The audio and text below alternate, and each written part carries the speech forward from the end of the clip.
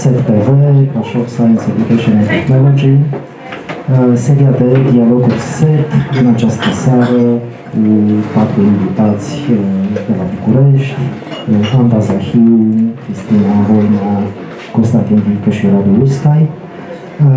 Toți 4 vin din zona sau au legătură cu Facultatea de Filozofie din București, cu spațiul filozofiei. Va fi o discuție despre etica informării și o sesiune de Q&A care sperăm să se desfășoare foarte bine. Dialogurile SET sunt oferite în cadrul SET-TV de către RAD Group. SET-TV este la prima ediție organizatori District Hub și Coresi Business Campus, iar sponsorii evenimentului sunt RAD Group, Waters, Siemens, Temad și Șalurinci pentru Șalurinci. Mulțumim pentru prezență și sperăm să fie un eveniment plăcut pentru noi toți.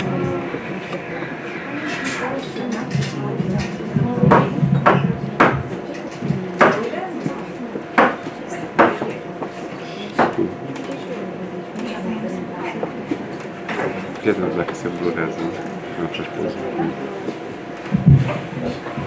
N-aveam ochelari la mine și îmi vedeam ce importante a fost. Bun, bună ziua, seara, în care e formula de exprimare corectă.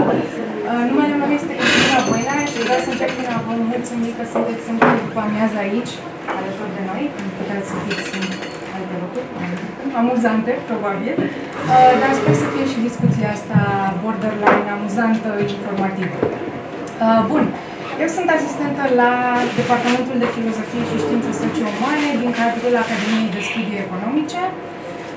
De ce e nevoie de un astfel de departament într-o universitate cu profil economic? Pentru că, de fapt, filozofia este necesară tuturor, cum probabil ați aflat pe parcursul celor 3-4 zile ale acestui festival. Și ce facem noi cu Radu, împreună cu Radu, noi suntem colegi la același departament, ce încercăm să facem este să le oferim studenților noștri, care o să fie finanțiști, economiști și așa mai departe, instrumentele necesare pentru a găsi dimensiunile morale și etice în profesiile pe care le vor presta pe viitor, dar și încercăm în egală măsură să le oferim instrumente pentru gândire critică. Și gândirea critică e super hype acum. Probabil știți, aveți și materii la liceu, dacă nu mă înșel, nu? Nu? N-aveți? Logic. Ar trebui să. Ar trebui să aveți. Dacă nu aveți, o să aveți la facultate. În orice caz, dacă veniți la filozofie, la Facultatea de Filozofie, de unde sunt colegii mei, Constantin și Anda, sau la ASE, unde o să vă întâlniți cu mine și cu Radu, inevitabil. Indiferent de ce o să faceți.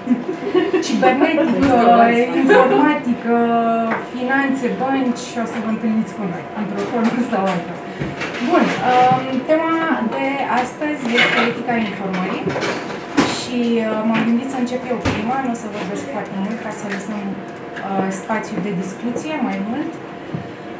M-am gândit să vă invit așa într-o scurtă incursiune în istoria mediilor de comunicare, pentru că înainte de a afla de fapt ce presupune o etică a informării, ar trebui să încercăm să ne dăm seama în ce măsură mediile de comunicare și de informare dau formă felului în care reușim în care ne exprimăm de fapt și în egală măsură au un impact asupra felului în care percepem mesajul. Și o să încep cu o întrebare. A văzut cineva filmul Annie Hall de Woody Allen? Annie Hall? Nu? E de înțeles dacă nu vă uitați la filme cu Woody Allen. Mă rog. E totuși un film pe care ar trebui să-l vedeți. E destul de interesant și uite așa s-a dus ancora pe care o gândisem eu pentru acest talk. În fine, ideea din Annie Hall este că, în fine, Woody Allen încearcă să o vrăjească pe Annie Hall, care e o tânără foarte intelectuală și tot încearcă să prin intermediul filozofiei să se prezinte ca fiind mai deștept decât este. Și la un moment dat stă la coadă la cinema cu Annie Hall și încearcă să explice cum cinemaul de fapt influențează felul în care percepe mesajul și așa mai departe. Și dintr-o dată apare Marshall McLuhan în cadru, probabil că nu știți Marshall McLuhan. A fost un teoretician media foarte în vogă undeva prin anii 60-70, dacă nu mă înșel, din state. Și ce spune Marshall McLuhan este că mediul este mesajul. Și are și o carte foarte, foarte faimoasă care se numește The Medium is the Message, doar că e o poveste amuzantă în spatele cărții, titlul a fost scris greșit. Și în loc să fie scris message, cum ar trebui să fie scris, a fost scris MASSAG. Da, el a zis, ok, mediul e mesajul, dar nu, de fapt nu, mediul e epoca asta în care comunicăm în masă. Da? Și ce credeți că vrea să spună Marshall McLuhan prin mediul este mesajul? Se referea, bineînțeles, la mediile de comunicare și ce voia să... Ideea, ca să vă dau așa un hint, până să vă dau microfonul, e că mediile de comunicare au un impact profund asupra ideilor pe care noi reușim să le transmitem și, în egală măsură, asupra mediului în care, asupra felului în care reușim să ne exprimăm. Deci ce credeți că ar putea să însemne mediul este mesajul? Credeți că există o vreo diferență între a transmite mesaje, informații, mesaje, nu contează, prin semnale de fum, prin radio, prin telegraf și prin internet? Există vreo diferență între mediile astea de comunicare în ceea ce privește felul în care comunicăm sau ce transmit pe social media pot să transmit și prin telegraf și prin semnale de fum? Nu? Știți că se comunica și prin semnale de fum. Da. Bun, ok, discuția începe mai degrabă la început, da? Da, mă gândesc poate legat de mesajul mă gândesc poate legat de vederea pe care noi avem un mesaj pe care îl receptăm și cum interpretăm mesajul, poate fi influențat de canalul prin care îl transmis. Exact. Exact, asta e ideea, foarte bine. Nici nu e nevoie să mă citiți Marshall McLuhan, pentru că asta e ideea. Ce vrea să spună Marshall McLuhan și odată cu el ia naștere un întreg domeniu de cercetare, istoria media și studii media, despre care probabil ați auzit, este că fiecare mediu de comunicare orientează într-un fel felul în care percepem, ceea ce percepem, dar și modul în care ne exprimăm. Și ăsta e un mesaj pe care de multe ori îl ignorăm, nu? Pentru că avem senzația că dacă vrem să ne exprimăm, atunci putem să ne exprimăm în aceeași modalitate, fie că e vorba de scris, fie că e vorba de radio, de TV și așa mai departe, sau de comunicarea face-to-face. Ori, fiecare mediu de comunicare vine cu propriile lui constrângeri. Nu? Și ce spune Marshall McLuhan, în cărticica asta destul de mică, cu foarte multe poze, e un fel de... da, nu e o broșură, e mai degrabă o operă de artă, nu? Că e o carte colaj, da, și a gândit foarte frumos teoria, astfel și a integrat-o cumva vizual, ceea ce e foarte interesant. Și el dă următorul exemplu. Zicea, doamne, prin semnalele de fum nu puteam, de fapt, să transmitem idei foarte complexe. Ce puteam să transmitem e că, atenție, se ivește un pericol. Nu? Mesajul pe care îl transmiteam prin semnalele de fum trebuia să fie stabilit dinainte de cei care comunicau prin intermediul acestor semnale de fum. Trece la telegraf, pentru că de fapt aici încep lucrurile cu adevărat interesante și spune că telegrafia este prima tehnologie care de fapt ne oferă posibilitatea de a comunica știri instant și la o distanță foarte, foarte lungă de timp. Și asta e o chestie chiar tănabilă, nu?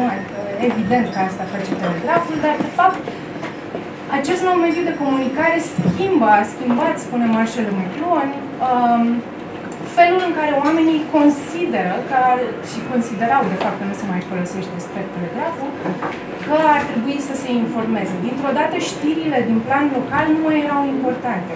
Conta foarte mult ce spune Marshall McLuhan, foarte amuzant. Dacă strănută regina în Marea Britanie, atunci toată America sare în sus de teamă, nu? Acum, nu e un exemplu tocmai mai fericit. Da, ok. Freudian slip, nu? Bun. Și mai important de atât, telegraful induce oamenilor această senzație că a fi informat, de fapt, presupune să știi foarte, foarte multe lucruri care nu au niciun fel de a face cu viața ta. Ce mai observăm Marshall McLuhan e că odată cu telegraful încep să apară știrile zilei, care de obicei sunt acele știri negative pe care în continuare le vedem la televizor. Nu? Dacă vă uitați la știrile de la ora 5, nu o să vedeți elevi care iau medalii la Olimpiade Internaționale, o să vedeți accidentul din roșiorii de vede care s-au soldat cu 2 răniți. Și de ce credeți că e în continuare accentul se pune atât de mult pe aspectele negative ale lucrurilor care se întâmplă? De ce ne-ar interesa pe noi, de fapt, ce se întâmplă, accidentele care se întâmplă sau toate lucrurile astea care n-au niciun impact asupra vieții noastre până la urmă? V-ați pus întrebarea asta de dată? Urmează să vă gândiți. Ok, deci odată cu telegraful apare această obsesie pentru știrile negative. Da? A fi un cetățean informat, spune Marshall McLuhan, înseamnă dintr-o dată să știi când strănută regina, ce accident se produce, ce vat s-a mai scufundat și așa mai departe. Ajungem la televiziune, care este mediul de comunicare pe care Marshall McLuhan insistă foarte mult și care credeți că e schimbarea între felul în care se comunica prin intermediul telegrafului și felul în care se comunică prin intermediul televiziunii? E una evidentă, nu? Impactul vizual. Impactul vizual, exact. Da, nu știu ce credeți. Ok, Sabina. Bun. Da. Impactul vizual.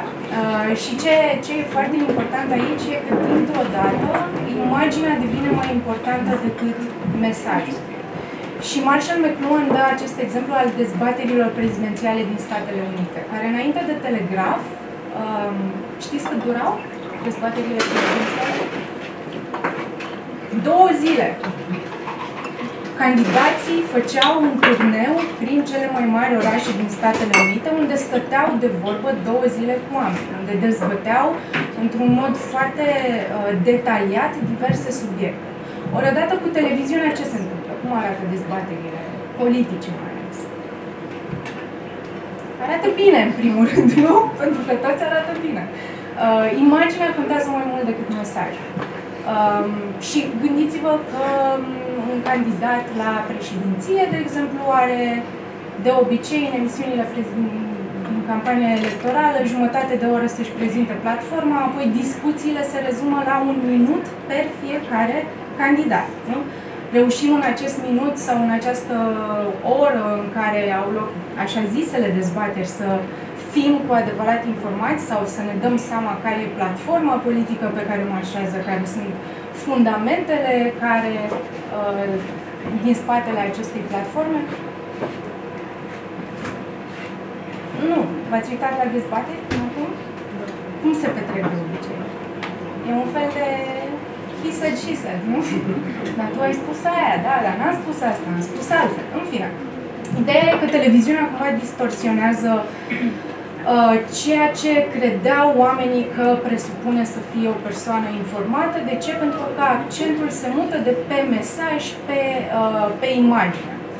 Și e interesant, mă rog, Marshall McLuhan a murit undeva prin 90, dacă nu, 94, 93, 94, oricum nu contează. Deci n-am apucat să vadă și social media.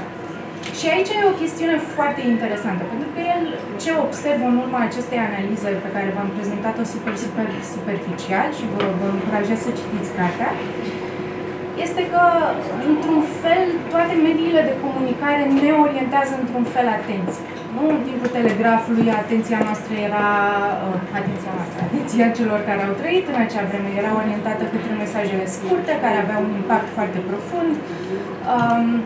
În timpul televiziunea ne orientează atenția mai degrabă către imagine și social media, cum credeți că ne orientează atenția? Cum credeți că, sau ce impact credeți că are social media asupra mediului, felului, în care comunicăm?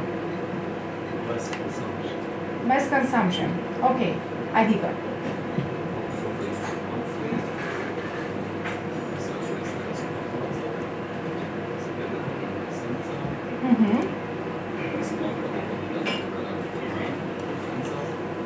Ok.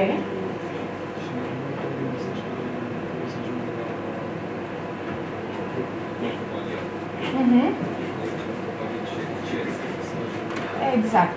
Accentul cade pe eficiența mesajului, nu? Și probabil că știți cu toții că de fapt nu vedem cu toții aceleași mesaje. Suntem închiși în niște bule de eco, camere de eco sau bule filtru, sunt tot felul de nume pentru fenomenul ăsta care apare din cauza faptului că pe social media newsfeed-urile pe care, pe care noi ni le construim într-un fel sau altul sunt de fapt determinate de algoritmi care personalizează conținutul pe care voi îl vedeți în funcție de interesele voastre particulare. De exemplu, dacă sunteți de stânga, e foarte puțin probabil ca algoritmul să vă livreze nu știu, știri politice de dreapta sau propagandă de dreapta și așa mai departe. Dacă sunteți creștini, e foarte puțin probabil să vedeți pe social media op-eduri scrise de atei și așa mai departe. Fiecare dintre noi primește fix acele informații care, într-un fel sau altul, întăresc sistemul de crezăminte, credințe pe care noi deja le avem. Ori asta e diferența specifică a social media, pe care adună cumva la oaltă toate celelalte medii de comunicare. Asta e interesant, nu? Avem și puterea telegrafului, mesaje super scurte, Twitter, avem și puterea televiziunii, imaginea e foarte, foarte importantă pe social media, de altfel se vorbește foarte mult despre felul în care ne curatoriem viețile pe social media. Nu știți ce e un curator?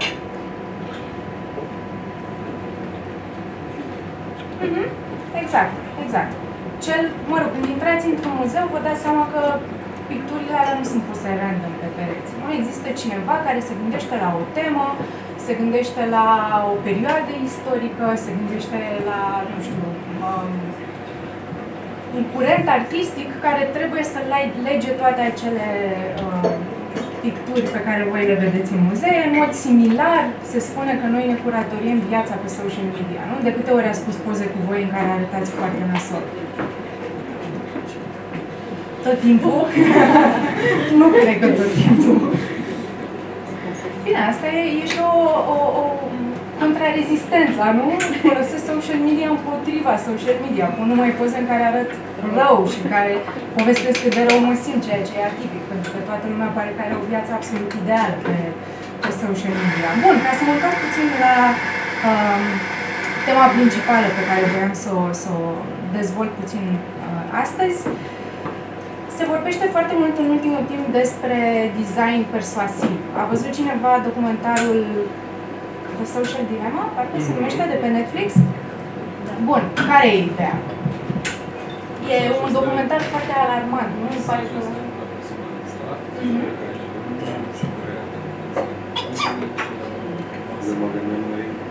Exact. Bun, algoritmii ăștia care de fapt guvernează lumea digitală în care noi ne desfășurăm, fie că vorbim de motoare de căutare, fie că vorbim de social media, totul e construit de algoritmi. Algoritmii ăștia funcționează pentru a ne oferi acele lucruri care trebuie să ne atragă atenția și care ne atrag atenția. Da? Și de ce credeți că e atât de important pentru platformele sociale să ne țină cât mai mult timp scrollând? Exact. Să colecteze mai multe date care sunt folosite pentru a oferi reclame sau date care pot fi și vândute unor părți terțe, cum sunt agențiile care fac campanii politice. V-ați gândit că datele voastre personale, ce urmăriți pe social media, ar putea ajunge în mâna unui partid politic din România care ar putea să folosească acele date pentru a vă livra mesaje personalizate? Ar fi ceva... Da, se întâmplă, evident că se întâmplă. Dar întrebarea era dacă sunteți conștienți, vorbesc mai ales cu cei din liceu, dacă vă deranjează lucrul ăsta. E ceva ce vă...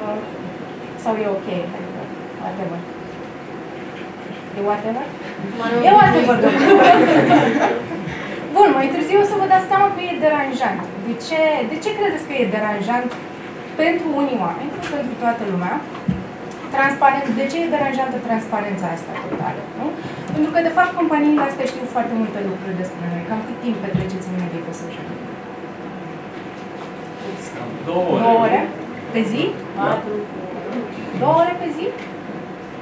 Ok, și cam cât timp petreceți citind sau studiind sau uitându-vă la filme, documentare? Tot cam așa, nu? E paritate. E bine. Bun, și timpul petrecut pe social media e un timp bine petrecut? După ce închideți Facebook-ul, sunteți așa, cele mai bune 2 ore din viața mea. Eu am avut o experiență, acum am fost într-un cantonament o săptămână și cantonamentul ăsta se întâmplă undeva într-un sat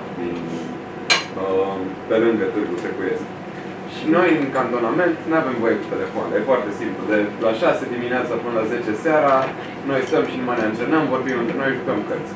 No. Și atunci n-am avut nevoie de Instagram. Și am stat o săptămână fără Instagram, primeam telefoanele 10 minute pe zi să sunăm acasă, dar mami trăiesc. Și după aceea când am ajuns acasă zic, hai să intru și un pic pe Insta. Și n-am stat mult, am stat 5 minute și m-am uitat la 5 story-uri și a fost groaznic. Când am închis telefonul am zis, de ce am vorbit? De ce mi-am stricat eu ziua? Deși n-am văzut nimic deranjant, n-am văzut nici copii care plângeau, nici oameni care erau bătuți, nici accidente de mașină. Am văzut numai niște story-uri de la niște prieteni de mei care puneau o poză în care erau fericiți, poate. Dar pentru mine n-au niciun impact pozitiv, era așa, mă uitam și era degeaba. Mai interesant. Oricât de interesanți ar fi prietenii, de fapt, timpul pe care îl petrecem pe platformele sociale, dincolo de acele 10 minute pe care le petrecem chiar citind niște articole, e un timp pierdut. Nu? Pentru că informațiile ce mănâncă vecinul de la 5, unde și-a făcut vacanța, nu sunt niște informații care ne ajută într-un fel sau altul în viața noastră. Bineînțeles că există și excepții. Ori, asta e toată panica morală acum cu platformele sociale. Știm că timpul pe care îl petrecem pe platforme sociale nu e un timp bine petrecut. Știm că nu avem nimic de câștigat atunci când stăm pe Twitter sau pe Insta sau pe Facebook, în cazul boomerilor, nu? Mai stați pe Facebook? Nu, nu. Să vedeți ce face unchiul, mătușa. Ok. Și în ciuda acestui fapt, continuăm să petrecem o groază de timp pe platformele sociale. Citeam de curând o statistică, mă rog, sper să nu fie adevărată, în medie copiii din România sub 18 ani, mai ales cei sub 12 ani, petrec cam 6 ore pe zi pe internet, pe YouTube, pe TikTok. Asta e momentul. Bun, și acum ajung la designul persuasiv și la atenție și cu asta o să închei. Platformele astea sociale folosesc de fapt niște tehnici de a ne atrage atenția. Faptul că notificările sunt roșu pe culoare albastră e o chestie evolutivă, ne atrage atenția. Faptul că primim notificări în continuu exploatează cumva acest bias pe care noi îl avem pentru aprobare socială, pentru nevoia de a aparține social și așa mai departe. În ultimul timp există foarte multe studii care documentează toate părtinirile cognitive, slăbiciunile pe care noi le avem și toate aceste slăbiciuni sunt instrumentalizate de platformele sociale pentru a ne ține cât mai mult timp captive acolo. Și de aici pleacă întreaga problema a dezinformării, de fapt, și fondul pe care am încercat să-l dau discuție, m-am întins deja pe urmă. Și eu vă mulțumesc pentru atenție.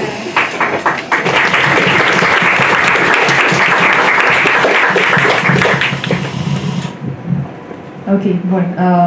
O să trecem de la perspectiva asta ceva mai istorică la o perspectivă care e puțin în dezacord cu Cristina, de fapt, ca să... Și nu sunt avocatul diavolului, sunt, în mod genuin, procurorul diavolului, exact. Pentru că văd toate aceste avantaje pe care social media le are totuși în viața noastră. Și cred că e bine să ne uităm puțin și la lucrurile astea. Bun, o să încep cu ceva din istoria recentă. Probabil că vă amintiți de momentul primăverii arabe.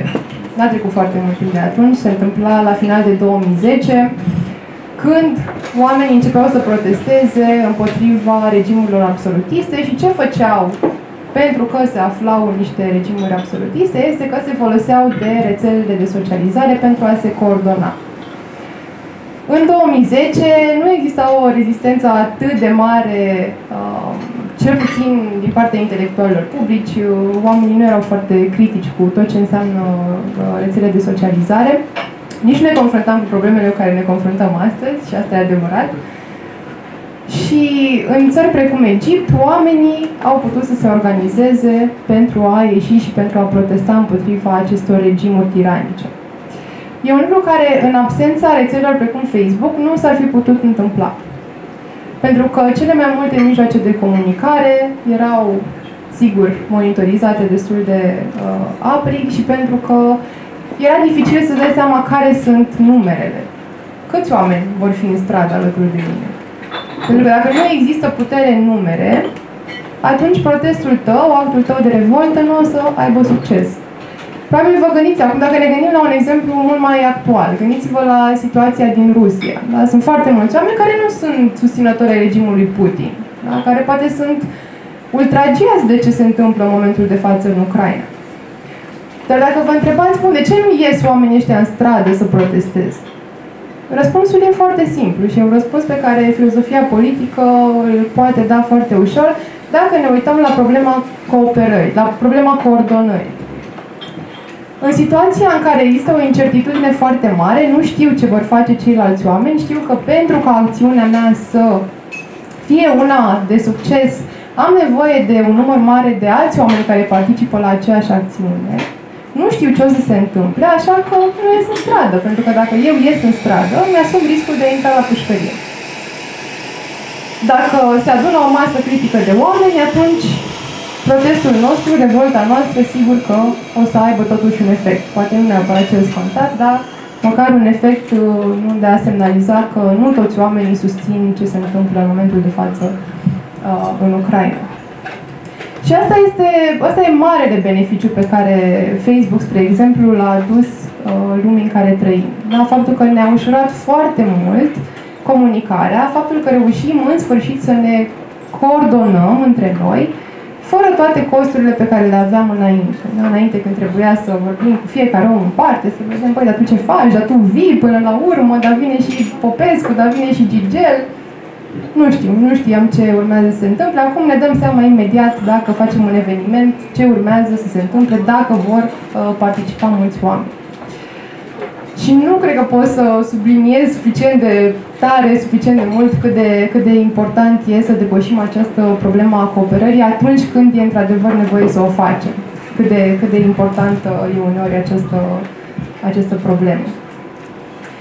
Bun, acum, sigur, pe lângă acest avantaj pe care orice rețea de socializare îl are, faptul că ne ajută să ne coordonăm, există foarte multe dezavantaje care sunt specifice platformelor și pe care, dacă cunoaștem puțină psihologie morală, dacă știm felul în care oamenii gândesc de obicei, o să ne dăm seama că e foarte greu să le depășim. Vorbeam puțin mai devreme, Cristina, despre camere cu ecou. E firesc să căutăm oameni care au aceleași credințe pe care le avem și noi. E firesc să ne asociem cu oameni care valorizează aceleași lucruri pe care le valorizăm și noi, care se învârt în aceleași cercuri în care ne învârtim și noi și care sunt, în esență, în modul cel mai propriu cu putință, similari cu noi. Studiile din biologia evoluționistă chiar asta ne arată. Da? Sunt fenomene precum empatia. Ne e foarte greu să empatizăm cu oameni care sunt diferiți. Detalii precum culoarea pielii s-ar putea să fie foarte, foarte relevante, pentru că deja nu-l mai percepem pe celălalt ca făcând parte din cercul nostru moral, din comunitatea noastră morală. Și asta e o diferență pe care nu o putem controla. Dar nimeni nu-și alege culoarea pielii, nimeni nu-și alege familia în care se naște, nimeni nu-și alege religia. Sigur, ce alegi la un moment dat mai târziu, dar la începutul vieții sunt lucruri asupra cărora nu avem control. Dar aceste lucruri sunt bariere în calea empatiei. Asta în interacțiunea pe care o avem unii cu ceilalți în viața de zi cu zi. Și firesc ca lucrurile astea, fenomenele de tipul acesta, să se reflecte și în interacțiunea noastră online. Asta ar fi un aspect al problemei. Un alt aspect al problemei este că suntem din nou clădiți în așa fel încât urmărim lucrurile spectaculoase. Ne atrag lucrurile spectaculoase, ne atrag lucrurile macabre, ne atrag lucrurile puțin exagerate, de asta clickbait-ul are un așa de mare succes. Gândiți-vă că în istoria modernă oamenii participau, poporul, da, participa la, nu știu, actul de gilotinaj, gilotinare. Bun. Era un adevărat spectacol. Când cineva se urca pe eșafod, toată lumea se strângea acolo, urmăreau spectacolul. Lucrurile astea macabre, poate noi nu înțelegem atracția, nu știu dacă ar mai participa cineva în ziua de azi la evenimente de genul acesta, dar e clar că macabrul ne atrage, e clar că tragedia vinde foarte bine. Lucrurile astea care sunt bune, pozitive, niște copii au luat niște premii la Olimpiadă, da, ok, bun, interesant, citim, dar parcă nu e nimic așa care să ne stârnească, nu e nimic acolo care să atragă, nu, aceste elemente care funcționează așa de pervers cumva în teologia noastră morală. Și asta e altă parte a problemei, la care trebuie să lucrăm, să o ținem sub control, să ne dăm seama că există riscul ăsta, că există această atracție și că, bun, în ciuda faptului că lucrurile astea vând, poate ar trebui să căutăm și informații de care avem cu adevărat nevoie. Pe lângă asta, mai există o problemă care ține de felul în care gândim rețelele de socializare, unele dintre ele, sau platformele online. Și problema asta este problema anonimatului. Atunci când rămânem fără nume, fără identitate pe internet, este tot ce e mai rău din noi. Unii dintre voi par surprinși, dar intrați puțin pe orice chan doriți. 4chan, 8chan, orice doriți din categoria asta. Și o să vedeți că acolo există foarte multe comunități radicale de oameni care sunt susținători ai, nu știu, politicilor naziste, fasciste. Ce vreți voi? Tot ce e mai rău, gândiți-vă la tot ce vă puteți imagina mai rău, o să vedeți comunități foarte bine integrate acolo. Dacă nu ar fi sub protecția anonimatului, sigur că nimeni n-ar avea curajul să-și asume în mod public aceste credințe. Bun, câțiva oameni sigur că o vor face oricum, dar nu atât de mulți. Și același lucru pe care îl prezentam ca pe un aspect foarte bun la începutul discuției, da, putem să ne coordonăm, devine aici cumva ceva extrem de dăunător, extrem de nociv, da? Pentru că sunt oamenii care nu am vrea neapărat să se coordoneze. Nu am vrea să-și rezolve această problemă de coordonare și nu am vrea să obțină această forță a numerelor mari. Dar asta se întâmplă sub protecția anonimatului pentru că nu mai există responsabilitate morală, de fapt. Dar nu mai poți fi tras la răspundere pentru ceea ce zici, pentru lucrurile pe care le faci în online. Și atunci când o platformă, oricum ar arăta ea, oricum s-ar numi ea, îți protejează anonimitatea, poate fi un lucru bun, dar de foarte multe ori are acest dezavantaj care e destul de important. Bun. Cred că ne-am lungit deja destul de mult, așa că o să las pe colegii mei să preia discuția. Tot ce mi-am dorit să fac a fost să subliniez că sunt lucruri care sunt specifice platformelor, sunt lucruri pe care le putem corecta din aceste platforme, de nu sunt un rău în sine, ne ușurează viața, fac foarte multe lucruri bune pentru noi, dar trebuie să fim puțin critici în raport cu felul în care le folosim. Și să fim atenți la felul în care, de multe ori, chiar creierul nostru, chiar psihologia noastră morală, da, o să ne împingă să căutăm anumite informații, să prioritizăm anumite articole, poate anumite postări în dauna altora. Ok, bun, cu asta am încheiat și sper că la întrebări o să mai discutăm despre asta. Ok, servus. Și mă bucur că sunt într-un loc unde pot să spun servus și oamenii să nu se uită foarte, foarte bizar la mine. Ok, eu sunt Radu, sunt din Brașov, de vreo 20 ceva de ani vorbesc despre lucruri filosofice în cârcium, dar asta e pentru prima oară când o fac și cu un microfon în mână și adaug așa un extra layer de... Îmi place asta, nu știu, să merg acum în cârcium cu microfonul după mine și dacă oamenii vor să mă asculte bine, dacă nu. Ok, o să încerc să fiu cât de scurt se poate, fiindcă deja cred că suntem puțin întârziere și vreau să lăsăm cât mai mult timp pentru întrebări și discuții cu publicul. Două, trei chestiuni aș vrea să deschid cu voi și pentru voi în seara aceasta aproape. Pornind de la aceasta, să spunem așa, teză pe care o am într-un sens cât se poate de minimal. Și m-aș întoarce puțin chiar la titlul acestei discuții de astăzi, da? Etica bunei informări. De ce contează problema aceasta informației din punct de vedere moral și din punct de vedere politic? Motivul pentru care contează, aș spune eu, la un nivel minimal și sigur n-aș transforma acest enunț într-un standard universal, pentru că, în fine, ce ne arată psihologia socială în ultima vreme, că lucrurile nu stau chiar așa întotdeauna, dar în fine, la un nivel minimal, cred că putem să acceptăm cu toții că informațiile pe care le avem joacă un rol deseori covârșitor în alegerile pe care ajungem să le luăm. Da? Nu știu, urmează să ieșim seara, să bem o bere, să nu știu ce, ne uităm pe aplicație și vedem că o să plouă, așa că, în mod evident, o să uităm umbrela acasă. Nu? Dar, în fine, o persoană teoretic rațională, nu, în contextul acesta, o să-și ia umbrela, nu? Pentru că are această informație că șansele să plouă sunt de 60-70%. La un nivel minimal, repet, da, informațiile pe care le avem sunt relevante, sunt importante, pentru că alegerile pe care ajungem noi să le facem, modul în care ajungem să ne construim viața, fie în chestiuni care țin de traiul de zi cu zi, pentru niște alegeri destul de miniă, să spun așa, da? Dacă ne luăm sau nu o pelerină de ploaie sau o umbrelă, fie atunci când vine vorba de alegeri mai importante în viața noastră. Da? Cum votăm, cu cine ne căsătorim, etc.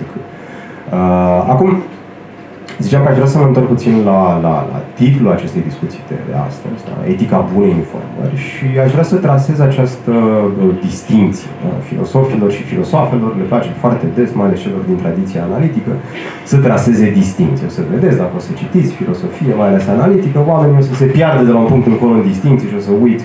Ok, nu contează. Asta o să fie o singură distinție, dar nu sunt mai mult. Aș face următoarea distinție, da? Privitor la importanța sau relevanța morală a acestei probleme. Aș spune că e foarte important să ne preocupe tema aceasta a bunei informări, pentru că, pe de o parte, da, alegerile respective pot avea un impact la adresa vieții noastre, la adresa bunăstării noastre, dar, pe de cealaltă parte, și ce aș spune că e chiar puțin mai important, pentru că alegerile pe care noi le facem deseori, în contexte colective, au un impact la adresa vieții altora.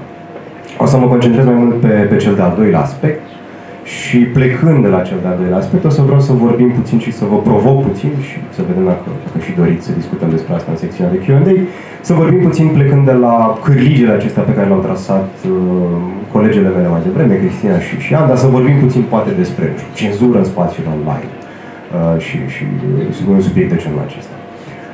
Bun. Prima parte, sau în fine, prima secțiune a acestei distinții era următoarea. Da? Că buna informare contează, pentru că buna informare este strâns corelată, da, de alegeri pe care noi le putem lua pentru noi înșine. Da? Sunt lucruri pe care noi le facem în viața noastră de zi cu zi, care nu au cu necesitate un impact la adresa vieții altora. Și aici, sigur că problema aceasta a bunei informări se pune cu precădere în contextul în care persoana care alege este o persoană vulnerabilă, și acum o să folosesc un cuvânt care poate e mai complicat, dar nu e de complicat, persoane care sunt mai vulnerabile epistemic. Da? Spunem deseori despre tinere, da? Sigur, folosim termenul minore, deși, în fine, nu știu dacă e neapărat relevant întotdeauna, ca fiind persoane care sunt vulnerabile epistemic și de aceea, da, nu le oferim dreptul de a consuma alcool, de a fuma, etc. Da, pentru că plecăm deseori de la premisa că oamenii respectivi nu sunt capabili, da, în mod autonom și în deplină cunoștință de cauză, să ia asemenea decizii privitor la ei și la ele însă. Aș zice că, din nou, problema aceasta a bunei informări, mai ales când o privim în conjuncție cu modul în care ne informăm în prezent, da? Voi sunteți genul de oameni care intuiesc, da? Nu știu, și acum vorbesc mai degrabă cu oamenii care au sub 25 de ani, să zicem așa. Ați cumpărat vreodată un ziar? Ați văzut vreodată un ziar? Ați văzut vreodată un ziar? Bun, da. Ați cumpărat vreodată un ziar? Da. Ok. Ce ziar, dacă pot să te întreb? Dilema. Ok.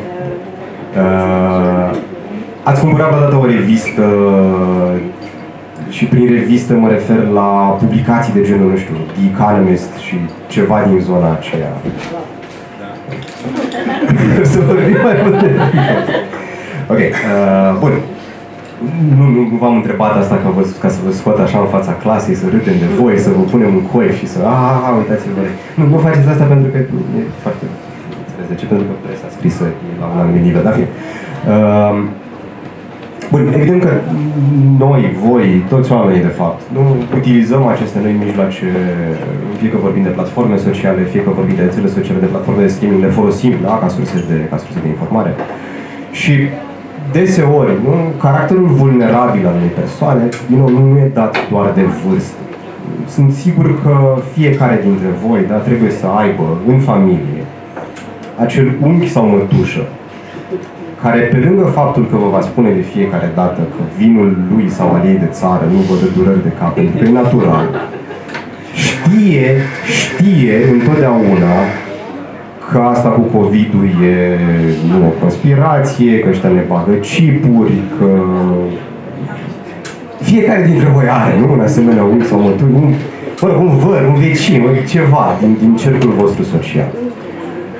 Și o întrebare pe care aș lansa-o aici și repet, putem să revenim la ea la secțiunea de Q&A, nu trebuie neapărat să-mi răspundeți acum.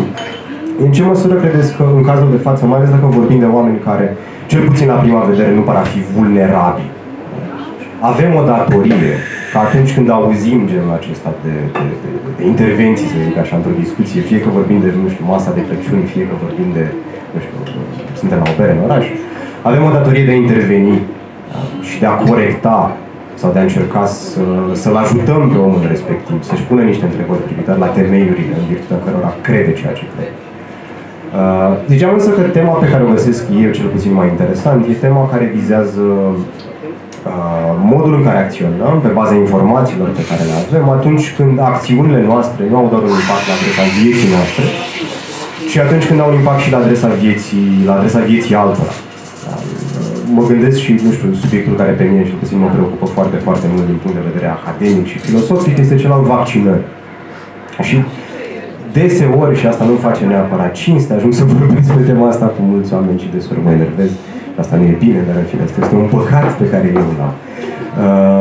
Dar este absolut fascinant cum în 2022 încă mai putem să discutăm în contradictoriu cu oameni privitor la fundamentele de ordin științific, epistemic, ale unei teme precum dacă vaccinarea împotriva polio este sigură sau nu. Și discutăm despre lucrul acesta în contextul în care în Londra și în New York, în the sewers, acolo s-au găsit mostre de polio. Ceea ce înseamnă că polio, o boală care a fost eminamente eradicată, a reapărut.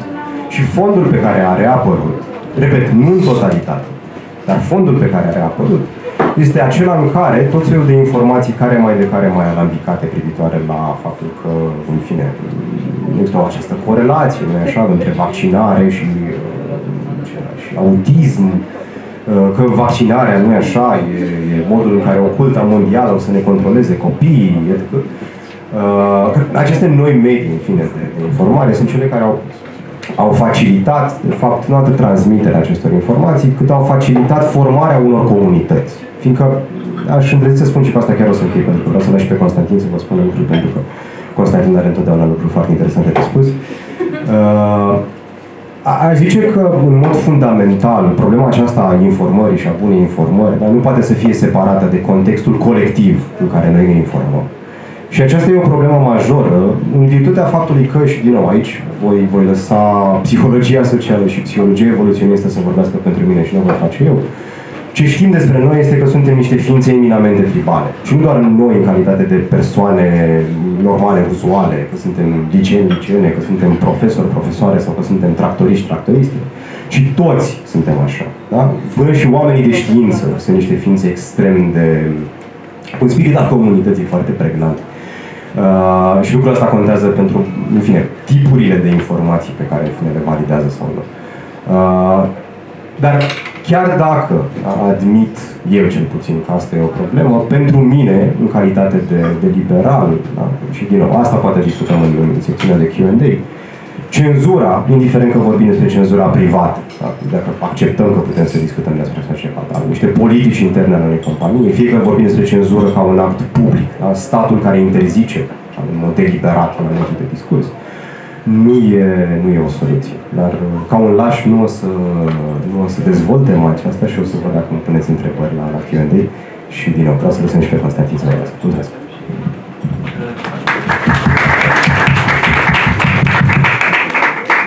Mulțumesc, Radu, și mulțumesc și colegilor mele, Anda și Cristina.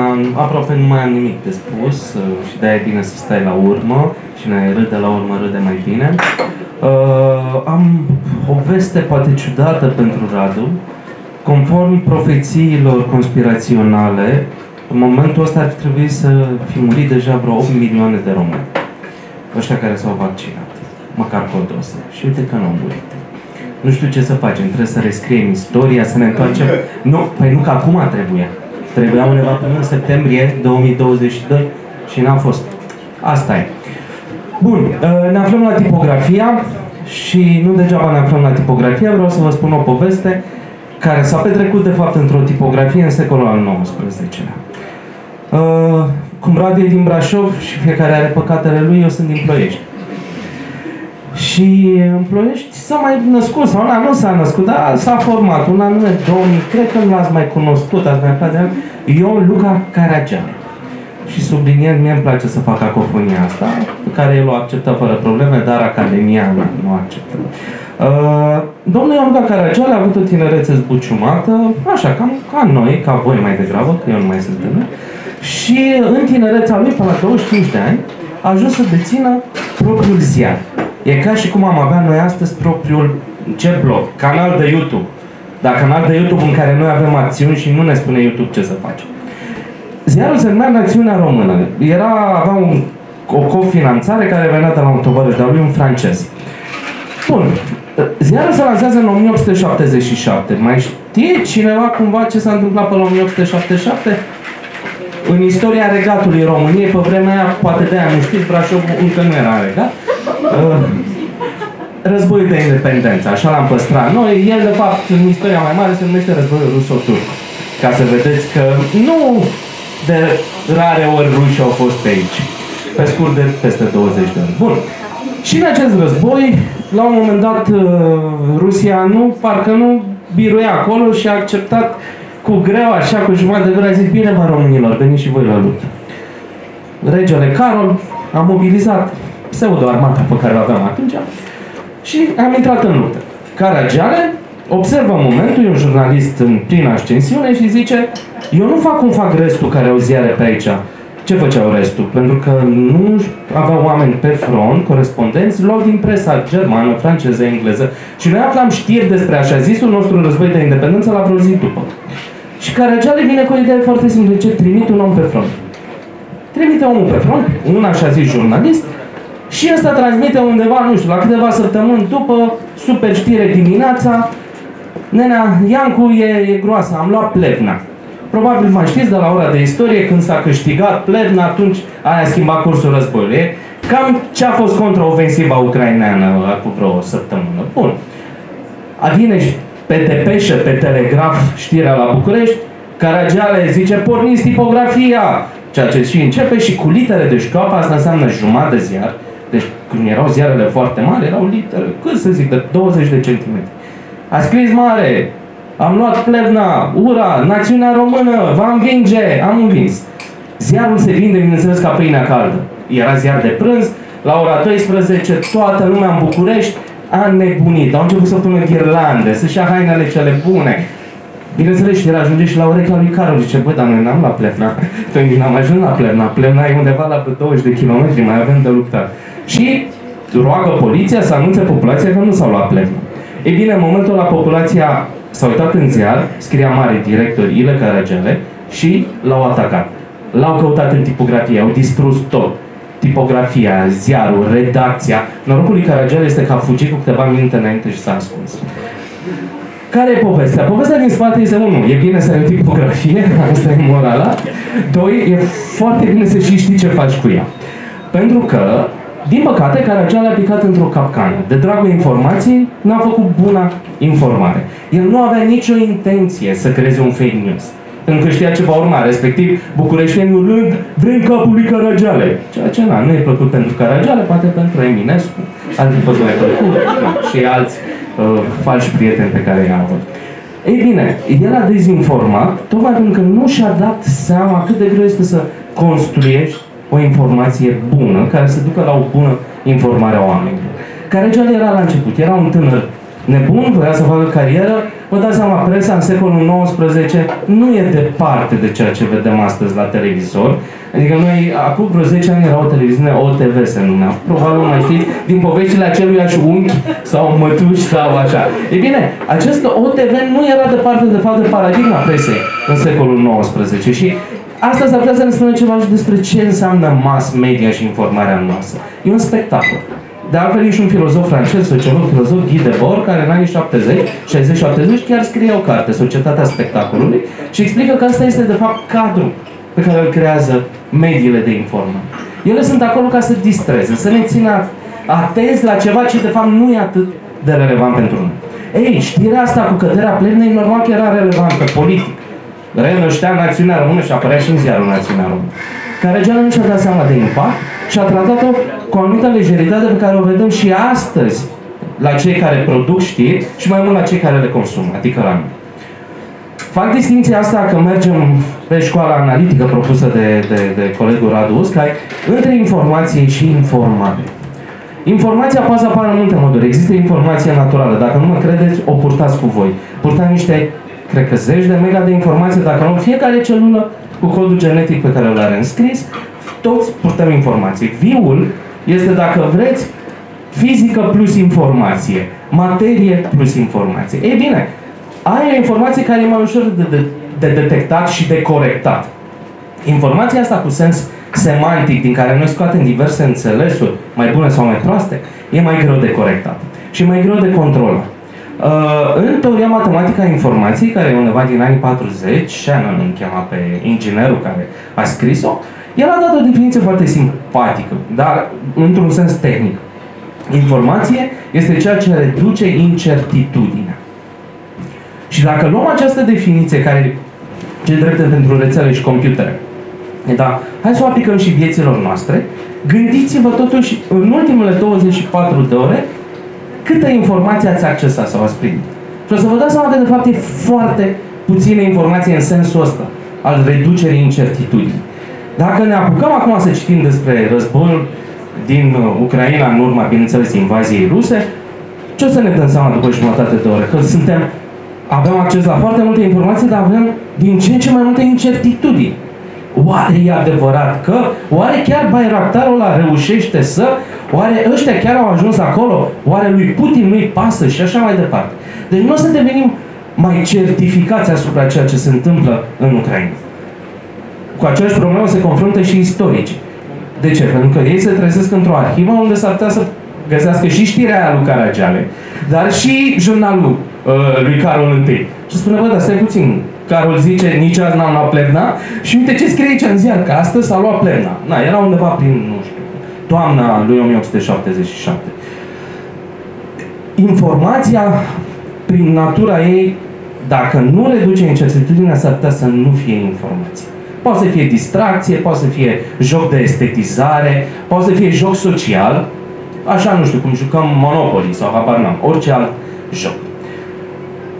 Acum, când vorbim despre bună informare, pentru că asta e tema pe care ne-am propus-o, accentul cred că ar trebui să pice mai degrabă pe mințile noastre. Cine face bună informare? De fiecare dintre noi își face bună informare. Așa ca un avertisment, niciodată să nu fiți triste sau triști, pentru că nu sunteți îndeajuns de informat sau de certificat și certificate asupra celor. Pentru că nimeni nu poate fi. Așa cum zicea și Radu, și omul de știință e tribal în felul lui. Asta este o problemă. A doua problemă ține chiar de fragilitatea noastră, hai să o numim epistemică, că tot s-a introdus termenul și nu-i păcatul meu, e păcatul lui Radu care arunca termenul ăsta. Suntem fragili. Informația e doar o parte din mixul mult mai nebun al minții noastre, care e plin de opinii, crezăminte, convingeri, credințe, chiar în sensul ăsta religios despre care s-a vorbit descriere ale faptelor și așa mai departe. Tot drumul spre a ajunge la o cunoaștere, adică la o certitudine, la adevăr, pentru că nu poți să ai cunoaștere neadevărată, e un drum presărat cu bombe. Și numai că drumul nu e presărat cu bombe în afară, e și în afară. Deschideți televizorul și o să vedeți că e minat tot terenul, fiecare canal, chiar dacă vorbim poate de unele dintre cele mai serioase, pentru că oricare jurnalist poate să pice în capcana în care a picat Caragiale. Și după el să tragă o întreagă redacție și un întreg public, o întreagă audiență. Pe lângă terenul minat din afară, e un teren minat și înăuntru. Avem și emoții, psihologia noastră morală e o trestie plângătoare și mișcătoare, care se mișcă exact după cum bate vântul și foarte greu cu adevărat ne menținem autonomia. Ni se schimbă gusturile, ni se schimbă opțiunile, ni se schimbă preferințele și automat ni se va schimba și atenția spre un anume tip de informație sau spre alt tip de informație. Deci problema nu se pune doar cu dezinformare, ci inclusiv cu faptul că suntem fragili în procesul de dobândire a cunoașterii, de a fi certe asupra ceva, de a deține adevărul.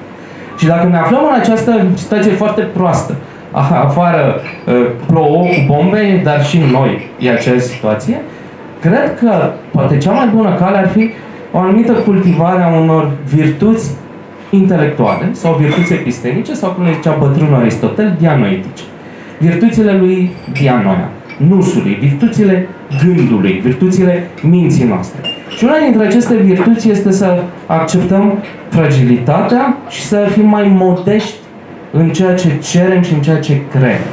Să fim mai modești raportat la capacitățile noastre de a ne informa, a dorit tot timpul să căutăm în diversitate de informații, a încercat să ne facem cât mai multe metode de filtrare, de echilibrare și de a accepta la o adică poate chiar ceea ce se numește paraconsistență. Adică s-ar putea să avem uneori convingeri care sunt contradictorii, dar din asta să nu iasă ceva absolut absurd, ci o anumită viziune asupra lui.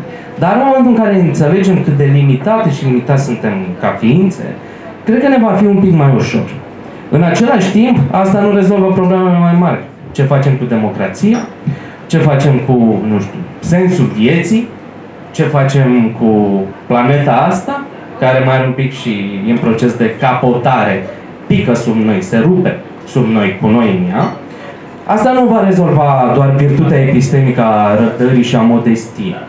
Dar cred că e un prim pas de pe care ar trebui să ne tratăm, în primul rând, pe fiecare dintre noi și pe care pe toți cei din jurul nostru. Și asta s-ar putea să ne facă un pic mai relaxați și mai puțin combative în luptele noastre pe social media sau în certurile noastre cu prietenii sau cu unchiul și mătușa. De tot apar discuții și așa mai departe. Nu spun că trebuie să tolerăm dezinformare, dar trebuie să înțelegem că mințile noastre sunt extrem de limitate. Și atunci șansa ar fi să ne corectăm cât se poate unii pe alții, să ne susținem cât se poate, să o luăm încet, să ne acordăm mai mult timp și să nu credem că accesul la o mare, la un ocean informațional ne face foarte buni navigatori. Pentru că nu ne face foarte buni navigatori. Răspunsul e ca de obicei în altă parte și de obicei se găsește în mințile elevilor și studenților, nu în mințile profesorilor. Am încheiat aici și trecem la Q&A? Bun. Mersi.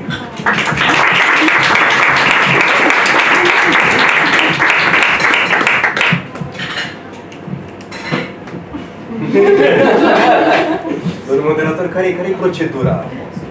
Așteptăm întrebările publicului.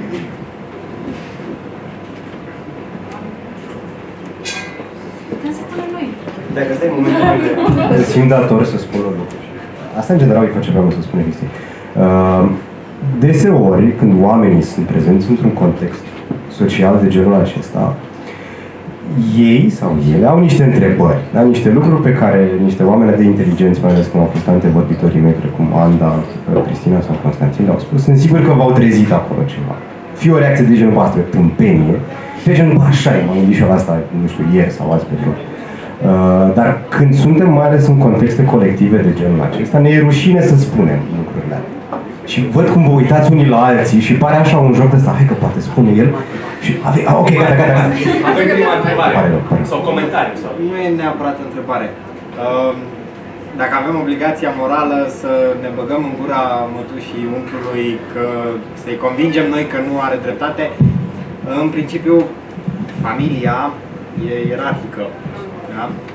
Și nu am cum eu sau o persoană mai tânără să ne contrazicem cu o persoană mai... și să câștigăm. Sau, deși obligația morală poate e, eu n-aș face asta. Bun, sigur că putem să facem o distinție între ce am face și ce ar trebui să facem. Ar trebui să facem, da, ar fi să încercăm cu argumente să convingem persoana, dar nu o să iasă. Dar de ce crezi asta? Adică îmi dau seama că mătușa mea este antivaccinistă și accept că este o autoritate epistemică atunci când vine vorba de ritualuri de înmormântare. Se pricepe, știe, eu din nefericire, bine, am fost de curând așa, mă uitam și eram, ok, din nefericire am fost la mormântare, din fericire nu mă pricep. Și mă uitam așa ca o purcă beată și eram, ok, dacă a zis că trebuie să fac asta, pentru că știe, o să fac asta, ok, I'm fine with that. Dar atunci când vorbim despre niște lucruri unde îmi dau seama că temeiurile care stau la baza judecăților sau evaluărilor nu sunt cele mai potrivite, simt nevoia de a interveni pentru că văd în fața mea, cum îi spunem în filosofia morală, un pacient moral. Cineva care contează din punct de vedere moral, dar are așa autonomie limitată aici și are nevoie de ajutorul nostru. Sigur că lucrul acesta nu e foarte eficient și nu e foarte eficient pentru că ce ne mână pe noi atunci când luăm decizii, atât cu privire la noi cât și cu privire la ceilalți, nu e doar, în fine, cât de bine sau de rău informați suntem, ci sunt o sumedenie întreagă de alte cauze. Însă, atunci când vedem pe cineva vulnerabil în fața noastră, fie că vorbim de o vulnerabilitate în sens economic, nu? Vedem cineva care, în mod obiectiv, da, în fața noastră, moare de foame și noi avem, nu știu, un covrig la noi. Avem datoria morală să-i dăm covrigul, nu? Că nu e foame, persoana e foame, adică vulnerabilitatea asta trezește această datorie, să spunem așa, corelativă pe care o avem de a o ajuta. Când vorbim de planul acestei epistemi, vedem că cineva împărtășește niște judecăți, dacă le împărtășește, ci le și exprimă, care sunt, da, verificabil greșit. Nu e o întrebare de tipul oare există viață extraterestră, habar n-am, la nu știu câte mii de ani lumină, nu știu câți mii de ani lumină. Și dacă, habar n-am, în vaccinuri sunt chipuri prin care ne controlează oculta. Adică vorbesc de cazuri de genul acesta unde adevărul e dincolo de orice duh. Nu ar trebui să ne raportăm la fel ca în cazul altor tipuri de vulnerabilități de ordin economic? Sigur. Mi se pare foarte bună intuiția ta, pentru că, de fapt, vorbim de gândire critică, dar primul pas pentru a gândi critic e să fii critic față de propriul tău sistem de crezăminte. Și mi se pare că ce voiai tu să zici e că mătușa nu are această capacitate de a se raporta critic la ceea ce ea crede. Nu trăiește într-un castel fortificat. Și nici nu o va face dacă pornește de la mine. Exact. Dacă un superior, da, de pe scara ierarhică, să zic așa, ar veni și ar spune nu, tu spațiul stai jos, atunci da, probabil ar ședi urechile și ar asculta și ar și... Dacă nu are o problemă cu laptop, te ascultă. Dar e o chestie funcțională. Da, e și tehnic. Păi, cred că ne întoarcem la ideea asta autorității epistemice. Când e treabă de laptop, normal. Pe cine chemăm? Pe nepoțelul care știe pentru că el știe. A făcut calculator. A făcut calculatoare. Când e treabă de informare, toți suntem egali. Sau presupunem, adică e ce, eu nu am acces la televizor, ce, eu nu am acces la Facebook-ul ăla al tău, sau, mai mult sau mai puțin, ce, eu nu văd, nu știu să citesc pe stradă, ce, eu nu vorbesc cu oamenii la piață. Și din perspectiva asta, da, cumva toți suntem niște animale informaționale, avide tot timpul și pasul următor e mai greu, ok, bun, așa, e informație peste tot. Dar cum o transformăm într-o cunoaștere, adică îi căutăm o întemeiere, vedem dacă e adevărată. Asta e un joc care nu mai ține doar de animalul ăsta informațional. Ține de un animal care trebuie să se dreseze foarte mult. Și mai ales să-și facă această critică permanent. Asta e costisitor în termen emoțional și în termen social. Închipuiți-vă unchii și mătușile cu pricina, din exemplu imaginar, că stau dimineața, jumătate de oră sau seara și fac penitențe și zic: băi, iar am zis fake news-ul ăla la masă. Oare ce o să creadă nepoței? Băi, cât... Nu, e clar, trebuie să le fac niște cadouri. Sau ce... Nu fac asta, nu? Cadourile pe care le primiți pentru că sunteți frumoși, deștepți și așa mai departe, dar desigur nu veți ști mai multe chestii în plan informațional decât oricare altcineva de la masa. Deci s-ar putea să fie exact jocul ăsta, dar cine are puterea de fapt aici? Păi mătușa are puterea asupra nepotului, cel care știe computer are puterea asupra celui care doar folosește acolo, se joacă cu taste. Asta funcționează atunci când, nu știu, te duci la școală și până la urmă i-a spus pe profesori, dar e foarte prost în politică cum funcționează. Că, uite așa, s-au ridicat tot felul de autocrați cu care încă ne confruntăm, slavă cerului, nu direct în România, dar încă ne confruntăm. Deci această încredere oarbă în autoritate, care cumva are sens în interiorul familiei pentru că are fost arhitectura, odată transferată în afară, s-ar putea să te ducă pe tot felul de căi. Dar și calea suspiciunii e la fel de riscantă. Pentru că acele mătuși și unchi nu mai au nicio autoritate, sau în afară de Gâdea, nu știu dacă știți, ăla e o autoritate, are fruntea mare. Natural e autoritate. Dincolo de asta nu există autoritate. Și atunci nu ai cum să-i spui tu cu 7 mastere și 3 doctorate și cu toate computerele astea pe care le știi. Deci, această, nici nu știu, francezii au balea, te plimba dintr-o parte în alta. Urmezi autoritatea, a zis Gâdea la televizor, dar atunci când nu urmezi, e suspicioasă cu oricine altcineva ți-ar spune ceva. Și asta e o atitudine care cu timpul e erozivă și pentru democrație, dar și pentru spiritul fiecăruia dintre noi. Pentru că ajungem să ne radicalizăm. Dar doar încă un lucru. Cel puțin la un nivel minimal, fiindcă costurile în asemenea intervenții sunt destul de mari, evident, simbolice și non-simbolice. S-ar putea să rămâi fără prăjitura aia bună sau ceva de genul ăsta. Fără moștenire. Fără moștenire. Cred că la un nivel minimal, măcar putem să sădim așa o sămânță de scepticism. Fiindcă trăim cumva în perioada asta în care oamenii se vor întoarce așa în carapașa asta, care va fi o înțelegere destul de ciudată a ideii că avem libertatea de exprimare. Știi? Oamenii vă spune, bun, am libertatea să ne exprim opiniile, ceea ce înseamnă că, și sigur, modul în care ajungem la concluzia asta nu derivă din premise, că toate opiniile sunt la fel de întemeiate. Ori, e destul de ciudat ca oamenii să creadă asta cu adevărat, e destul de ciudat să trăim așa într-un soi de semi-anarhism epistemic. Și cred că măcar la un nivel minimal l-am putea să facem asta, să sădim această sămânță de măcar scepticism. Da? De unde știi asta? Ce ai citit acolo? Hai să vedem împreună. Nu doar să-i zici, evident că dacă îi spui, habar n-ai, stai jos, ai 4 la, nu știu, vaccinare sau ceva. Epistemologie. Evident că va face asta. Că sigur contează și modul în care face, dar absolut, adică în ceea ce privește relația asta, ținând cont de normele informale între familie, evident că e foarte greu. Alte întrebări? Sugestii, reclamații? Știți că era un ministru. Altă întrebare. Spuneți! Și mai multe, se pot spune și mai multe. Dacă nu e o întrebare bună, măcar vă ofer bilet de râde, deci voiam să spun. Vorbeam mai despre efecte negative care apar odată cu libertatea asta și de comunicarea pe care o avem datorită internetului. Adică pe cât avem chestii pozitive și servicii pozitive și grupări bune care vor să facă bine în lume, pe atât avem și chestii negative. Ce se întâmplă, nu știu, pe dark web, pe la un exemplu populos. Ce spuneam, dacă orice, ce se întâmplă cu noțiunea de eco-chamber și de îndoctrinare și așa mai departe. Ar fi moral sau posibil, pentru că la momentul actual nu există chestia asta, nu știu. Pe internet nu există o divizie care să reguleze ceva, să existe chiar legea internetului.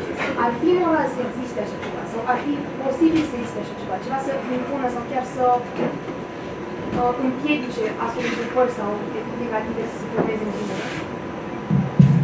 E o întrebare excelentă și mulțumesc mult pentru că Radu ar vrea să vorbească despre asta și cred că și Cristina ar vrea foarte mult să discute despre asta.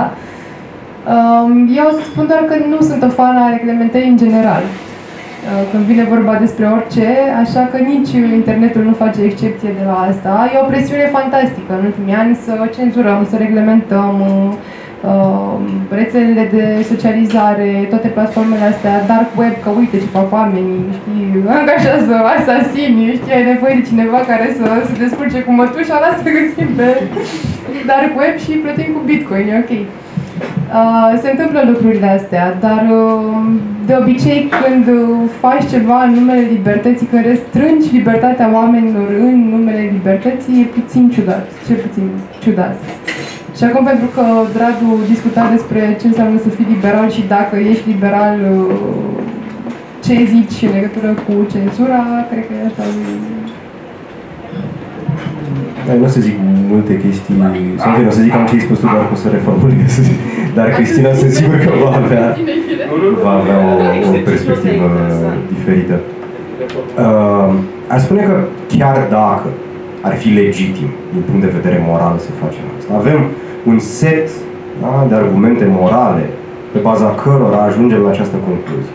Ar trebui să reglementăm internetul, să zicem așa. Deci, iarăși, depinde la ce ne referim când spunem asta. În sensul de a elimina asemenea platforme. Bun, 4chan și aici nu mai există. Dar dark web-ul nu mai există. 4chan. A revenit 4chan? Sigur? Și-au refăcut un alt... Ok, și-au făcut o contă de bun.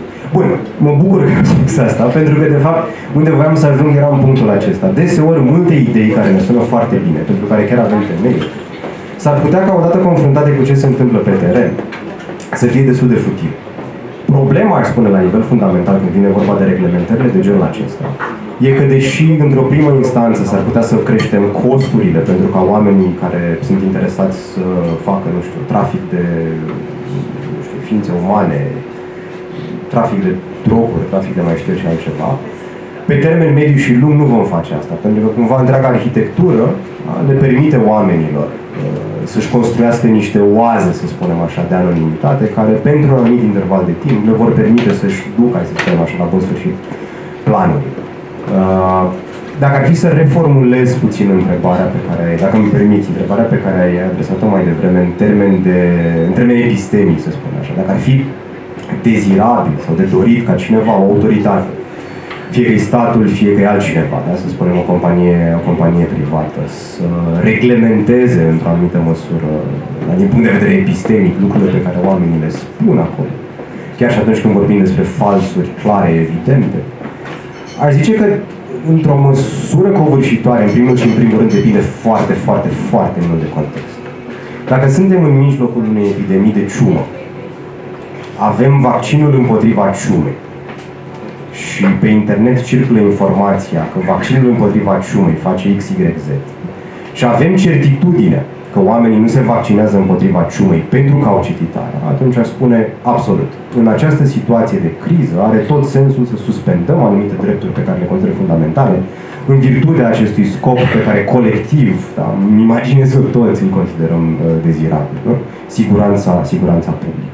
La fel și în cazul, nu știu, unui război, e legitim să ne gândim că are sens să limităm distribuția de informații. În termeni sau în contexte non-explozive, cum sunt cele pe care le-am spus anterior, aș zice că într-un mod fundamental sunt sceptic totuși că există cineva sau ceva care poate juca rolul sau care ar trebui să joace rolul de autoritate epistemică. Sunt sceptic că cineva sau ceva căreia noi îi vom conferi această poziție o va folosi cu necesitate în sprijinul nostru ca societate. Și cumva de aici derivă în primul și în primul rând scepticismul meu față de asta. Lăsând deoparte și un argument clasic al unui filosof extrem de drag mie și mie ce nouă tuturor, John Stuart Mill, această discuție la care ne-a provocat încă din secolul XIX, privitor la păcatele cenzurii, și cum, dacă ajungem să cenzurăm ideile, s-ar putea să transformăm nu adevărul mai degrabă într-un soi de act de credință, ceea ce nu am vrea să facem. Dar acum îi dau cuvântul Cristinei. Da, a fost foarte scurt. Îmi pare rău. au spus colegii mei, cred că întrebarea ta poate fi spartă în două întrebări. Se poate reglementa internetul? Tehnic, dacă e posibil asta, și răspunsul scurt e nu. Pentru că, de fapt, internetul e un mănunchi de tehnologii. China are propriul internet, da? Există un Great Firewall. E în afara internetului global, cumva. Adică există noțiunea asta de balcanizare a internetului, foarte bine punctat. Un termen care nu-mi place, pentru că suntem din Balcani. Ce înseamnă balcanizare? Internetul cum e? E total, e tot globul, da? Poți să comunici cu oameni din... Tehnic se poate face. Deci asta e clar. Da. Tehnic se poate face. Internetul se poate cenzura complet. Tehnic. Tot internetul? Da, tot. Și e foarte simplu, nu e greu. Dar atunci nu mai avem internet, avem ceea ce se numește intraneturi naționale. A spus dacă se poate sau nu. Și eu spun că se poate. Deci, din punct de vedere tehnic, se poate face. Întrebarea e, mai avem internet după? Adică... Nu. Era răspunsul la întrebarea asta, atât. Tehnic se poate face. Ok, asta încercam să explic cumva, că se poate face, se poate sparge pe țări. Avem Iranul, avem China, și sunt Rusia, exact, care au cumva există un mare zid în jurul internetului acestor țări. Dar, mă rog, tehnic se poate face în felul ăsta, bănuiesc, nu? Sau nu, se poate inclusiv complet întrerupe accesul. Se poate întrerupe accesul, dar poți să controlezi ce postează oamenii pe internet, că asta era... Se poate ajunge inclusiv la acel nivel, da. Ok. Bun, sunt filozof, deci asta e o întrebare tehnică, o deleg oamenilor care chiar se pricep la asta. Și a doua întrebare e dacă am fi îndreptățiți din punct de vedere moral să facem așa ceva. Nu? Și la întrebarea asta au răspuns colegii mei. Da, mi se pare interesant ce au punctat cei doi din sală, că există totuși și alte modele de internet cumva, ca să o pun așa foarte frust. În China, de exemplu, nu poți să îl critici pe președintele Chinei, nu poți să te uiți la pornografie vestică și așa mai departe, sunt tot felul de restricții. Și ăla e un model de reglementare a internetului. Vrem să ajungem acolo, ar fi îndreptățit moral ca o autoritate din România să zică gata, până aici cu dezinformarea politică și de orice alt tip? Nu cred. Din motivele pe care le-au enunțat și colegii. Dar foarte, foarte bune. Complex. Se mai poate vorbi două. Aș adăuga ceva foarte, foarte scurt. Da, tehnic putem să spargem cât... Și asta s-a văzut inclusiv la primăvara arabă. La un dat s-a închis robinet. S-a închis robinet. Asta, nu mai e internet. Poți închide întotdeauna exact serverele care trimit, nu știu, din adresa scrisă în IP-ul unde vrei să ajungi. Deci se poate face cu serverele de DNS. Dar cred, și asta o arată diverse experimente, că în oricare din aceste situații internetul poate să renască, nu la un nivel global. Putem noi să ne creăm internetul, e un intranet aici, dar putem să ne creăm rețeaua noastră între noi. Gândiți-vă că, de exemplu, în Coreea de Nord ajung foarte multe conținuturi culturale, filme, cărți, muzică, etc. în diverse moduri. Unul dintre moduri este că intră CD-uri în țară. Cineva zice, bine, dar asta nu e internet. Corect. Dar există o rețea de oameni care distribuie CD-urile alea. Există o rețea de fapt, CD-urile sunt obsolete, sunt depășite. Sunt stick-uri cu foarte mulți giga. Ba mai mult, se trimit uneori baloane care trec granița și pică cu stick-urile alea la andal în Coreea. Ce vreau să spun este că chiar dacă închidem robinetul, aia va fi cine va închide robinetul pe un termen prea lung și în toate direcțiile, se va expune unei revoluții mai devreme sau mai târziu. Inclusiv în China. Ștergem anumite lucruri, blocăm, dispar niște blogări, dar nu oprim accesul. La fel e și în Rusia. Problema care ar apărea, și s-ar putea să avem discuția asta cât de curând și în Uniunea Europeană, cu autoritățile tip CNA, cum există în cazul televiziunilor și radioilor, care să vină să-și dea cu părerea sau să impună anumite reglementări, care poate nu sunt la acest strat, să zicem, fundamental, nu se închide robinetul, nu scoatem cablurile din priză, nu închidem serverele, dar poate pe alte straturi. și să ne trezim peste 5 ani că nu o să mai puteți să mai puneți nu știu ce pe YouTube, chiar dacă nu încalcă regulile YouTube. Poate aici, dar nu mai avem timp, merită să vorbim despre felul în care guvernanța propriu-zis, și o să o las mai mult pe Cristina, că pe asta lucrează, și prin reglementarea internetului este privată acum. Sunt regulile, standardele impuse de fiecare platformă. Într-un internet corporatizat, platformizat, în afară de statele autoritare, unde ne e clar fiecare ce face, sau cât de cât clar, guvernanța și accesul și ceea ce se permite, ceea ce e posibil, ceea ce e imposibil pe o platformă, o face deținătorul platformei.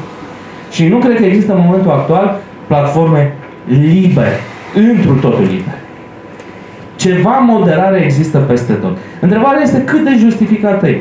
Și în anumite condiții, da. E exemplul ăsta extrem, pe care îl vedem și la John Stuart Mill. Nu știu, e foame afară și există un brutal, nu? La noi în oraș. Păi nu să ne ducem în fața brutăriei să urlăm vrem pâine, vrem pâine. Pentru că s-ar putea să stârnim pe cineva să-l omoare pe acel brutal. Și nu mai are cine să ne facă pâine. Și atunci, în acel moment, o anumită cenzură este justificată. Libertatea de exprimare, bineînțeles, plecăm de la un absolut al ei. Dar nu putem rămâne la nivelul totul sau nimic. Pentru că atunci înseamnă că o lăsăm pe Kadyrov, îl cheamă, nu? Să vină să facă el ce vrea. Lăsăm pe vașnicii cetățeni ruși care mai sunt în Europa acum să bată refugiate ucrainiene, nu așa? Pentru că nu le place muzica pe care o ascultă ucrainieni cele alea. Nu poți. Nu poți. Bineînțeles, trebuie să vezi unde pui o anumită limbă.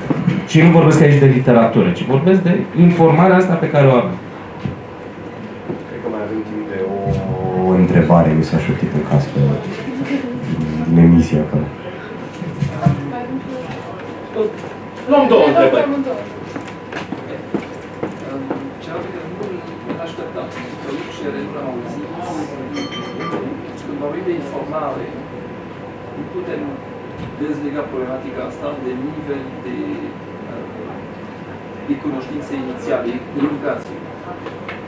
De nivel de educație, de tipologie ale educației. Când vorbim de vaccin, mare critică a fost lipsa de cunoștințe științifice la oameni, la ziariști, nu au calificări științifice în domeniul biologic și fizic. Și asta mi s-a părut că a lipsit un pic din dezbaterea până acum. Și leg un pic și de exemplu cu când folosim discuția noi despre cine români. Noi românii, noi europenii, noi românii de vârstă, noi românii de universitate, care nu au fost în universitate, pentru că imediat ce vorbim de cenzură, de ce e bun, ce nu e bun, ce este o informație sau nu, e foarte mult de contextul social.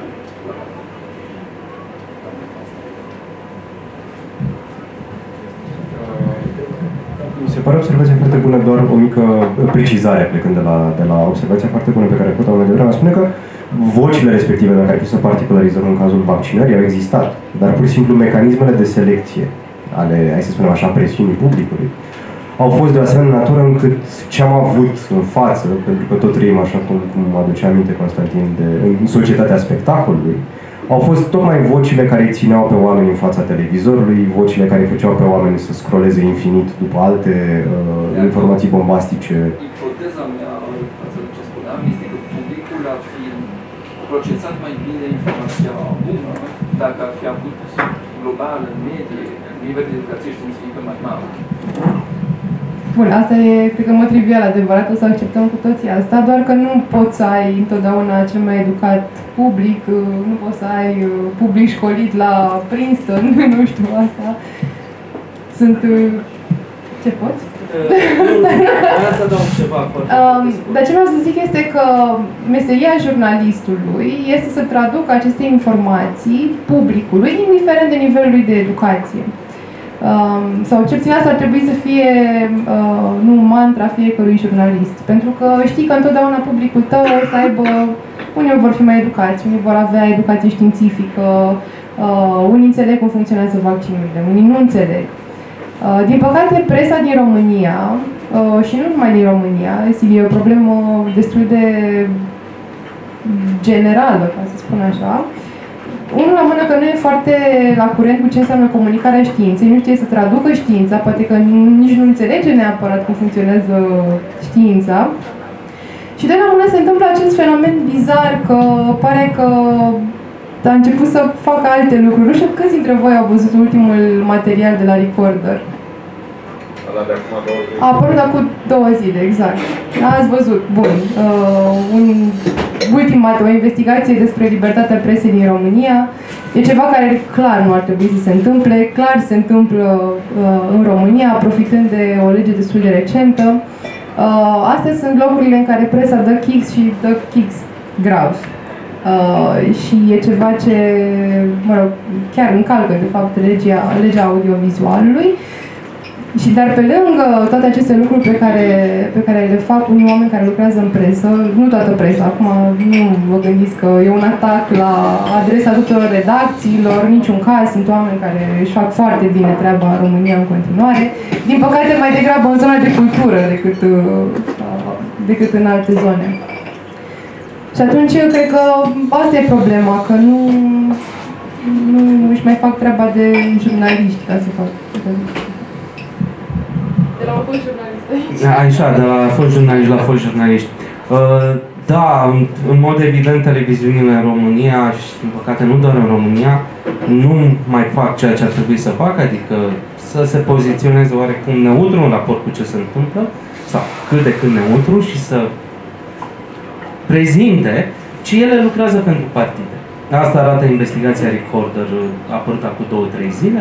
Au primit milioane de euro de la cele 2 partide mari și pur și simplu tot ceea ce vedem, dincolo de reclama electorală, care e legală în România, că poți să faci asta, dar fără a fi marcat ca atare, una sau alta sau toate televiziunile, în funcție de cât s-a plătit, fac emisiuni binevoitoare în raport cu acele partide. Bineînțeles, nu se întâmplă doar la mine. Voiam să adaug ceva. Undeva la vreun an jumate, deci deja a apăruse vaccinul de la începutul pandemiei. Apropo, știți că ea nu s-a încheiat, noi încă trăim în pandemie oficial. Lockdown-ul nu mai e, dar pandemie. La un an jumate a existat un studiu, cred că pe vreo 30 de state, la care a participat și România, prin 2 cercetători, colegii noștri de la SNSPA, Radu Umbreș și Cătălin Stoica, să vadă cam care e profilul corona-scepticului. Adică cei care credeau, nu, în prima instanță nu există virusul, în a doua instanță, ok, poate există, dar nu e grav, a treia instanță, ok, poate există, poate e grav, dar vaccinul nu e bun, și se tot repleau. Bun. Și întrebarea a fost, hai să vedem cam care este structura sociodemografică, se zice, a celor care sunt sceptici în raport cu orice am face noi să limităm pandemia asta. Și surpriza a fost destul de mare în România. Nu sunt persoanele, cum zicem noi, cu 4 clase, care au doar școala primară. Nu sunt persoane care au doar gimnaziu. Nu sunt persoane care au liceu sau școală profesională. Ci exista o majoritate sensibilă de astfel de corona-sceptici care aveau studii superioare. Și au încercat să-și explice fenomenul. Nu s-a întâmplat doar la noi, s-a întâmplat aproape peste tot. Deci cel mai vocal nu a fost, îmi pare rău de expresie, n-a fost țațaleana. N-a fost mătușica aia care vine la toate întâlnirile noastre. Nu. Cei mai vocali și cei care și-au exprimat neîncrederea, în primul rând în știință, erau absolvenți de studii superioare. Și mă întorc la foarte bună observație că nu doar nivelul de educație, dar ce tipologie de educație am. Se pare că marea mândrie a țării noastre, dom'le, în comunism s-a făcut școală. Și astăzi nu se mai face. O auziți și voi, elevii și studenți, o auzim și noi, profesori. Bineînțeles, din media o auzim. Și de la mătușii care. Ei bine, această educație comunistă pe care noi o ridicăm în slăvi astăzi, de fapt, a produs oameni care, cu toate că au cunoștințele, se cred atât de îndrituite sau îndrituiți, cred că asta e expresia în română, de a spune ce cred ei, tocmai pentru că au studii superioare, și de a merge împotriva unor rezultate științifice care știm că ele nu sunt eterne, nu sunt cum sunt zei. Nu, ele se mai schimbă, ne dăm seama că am mai greșit, reluăm cercetarea și așa mai departe. Deci cei care au militat împotriva vaccinului, împotriva faptului că ar fi virus și așa mai departe, nu au fost oamenii simpli fără educație. Au fost și ei, bineînțeles. Dar o sensibilă majoritate vine de cei care au studii superioare. Și asta ar trebui să ne sperie. Pentru că sunt și din perioada comunistă, sunt și după perioada comunistă. Asta spune ceva despre școala românească. Și cum e universitatea românească, ce tip de om, ce tipologii produce școala. Și de-aia mi s-a părut foarte bună această nuanță că, ok, și cât am 3 doctorate, unde? La Academia Națională de Informație. Ok, mulțumim. Mai era o întrebare acolo și după aia acolo. Acești antivacciniști sunt și la alte țări mai vestice, deci nu e neapărat de România. Păi, asta am zis, că nu s-a întâmplat rezultatele, această sensibilă majoritate, adică nu vă închipui că ar fi 90% și doar 10% n-aveau studii. Nu, undeva la un 52, 55, hai 60%. Vedeam nu doar aici, și în Olanda. Asta e ceva, poate că ipoteza mea nu ține de tipologia de educație, pentru că îmi place foarte mult conceptul ăsta.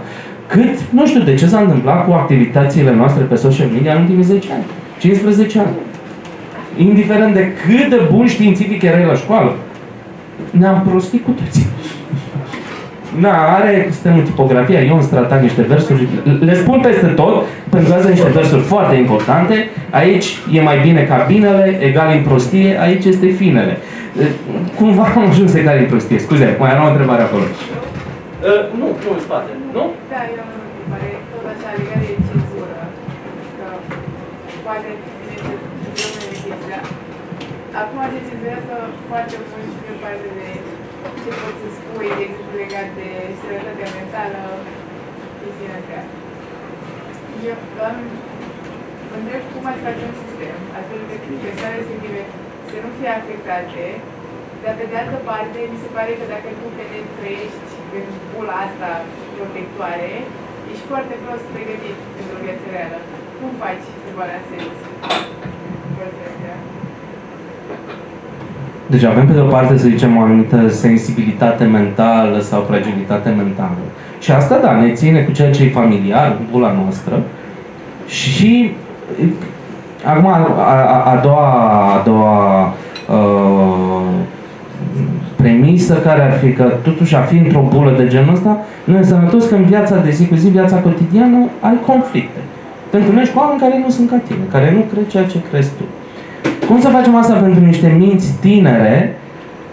Probabil expunându-le tot timpul, nu neapărat la alte informații, pentru că uneori e o singură informație. Dacă afară plouă, informația corectă este că afară plouă. Dacă cineva vă spune că nu plouă afară, e o dezinformare. Poate că n-a intenționat-o, poate că persoana aia nu vedea bine și considera că afară nu plouă. Deci informația aia care e, în principiu, are sâmburele de adevăr. Deci nu ar trebui să ne certăm pe asta. Dar am putea să ne certăm pe altceva, să ne antrenăm pe altceva. Faptul că opiniile pleacă de la informație. Informația mai degrabă o trambulină. Și să acceptăm că în lumea largă e, de fapt, un ocean de opinii și de valuri care se bat cap în cap. Și că așa merg lucrurile. Ce facem cu cei care sunt cu adevărat fragili, în sensul ăsta, nu știu, aproape medical, mental, aici, nu știu, dar cu siguranță nu trebuie să-i ținem undeva asculți, cum a făcut Europa vreo 200 și de ani.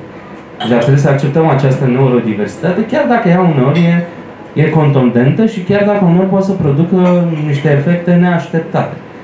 Cum îi obișnuim pe oameni cu asta și să accepte până la urmă și bufonul curții, și preotul, și studentul, și elevul, e mai greu.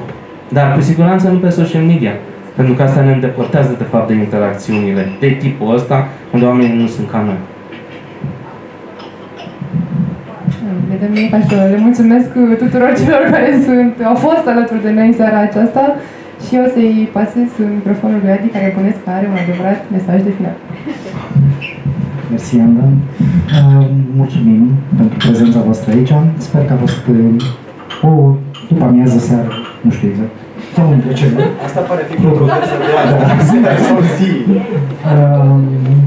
Cam asta a fost anul acesta, SET-TV, ediția 1.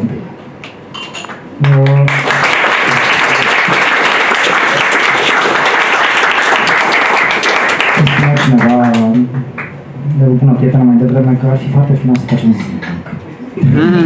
Și să nu mai mergem la școală. Da, nu. Ieșim din aceasta este o falsă dilemă. Mulțumim foarte mult pentru prezență, sper că au fost câteva zile foarte plăcute. Ne revedem în set TV anul viitor. Mulțumim invitațiilor. Sperăm să veniți cât mai des la Brașov. Mulțumim și dumneavoastră. O seară bună.